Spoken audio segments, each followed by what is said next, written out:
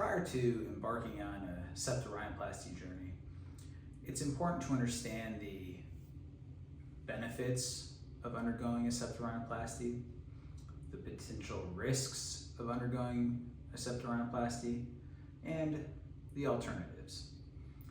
So let's start with the good part, the advantages. There are two reasons in my mind to operate on the nose. One, either to improve an individual's self-confidence through changing the shape of the nose, or two, through improving an individual's nasal breathing by altering the shape of the septum in the nose. And so those are the two reasons why we operate on the nose, and those are always my objective, is to maximize an individual's confidence based on the shape of their nose and maximize their nasal breathing. Next, let's look at the risks. There are a few risks that are very important to consider. First are the risks that are generic to all surgeries but are fairly low in rhinoplasty. The risk of infection. Is it possible? Yes, but the risk is low. I'd say 1% or less. The risk of bleeding. It's, again, probably significant bleeding after rhinoplasty is 1% or less. Then there are very rare complications like injury to the skull base and CSF leaks and things like that. Again, extremely rare.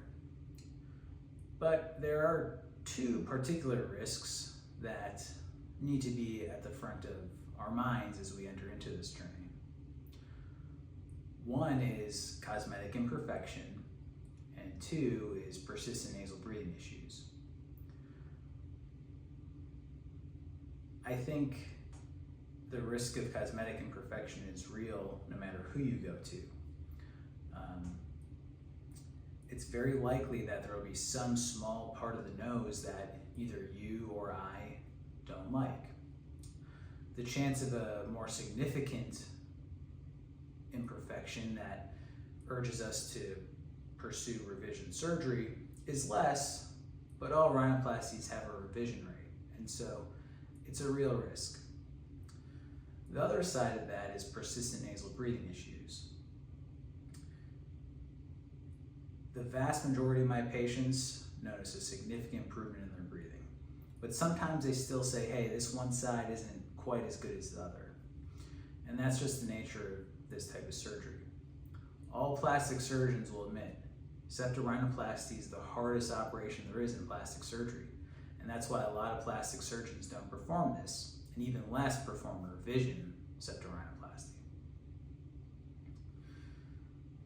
The last is the alternatives.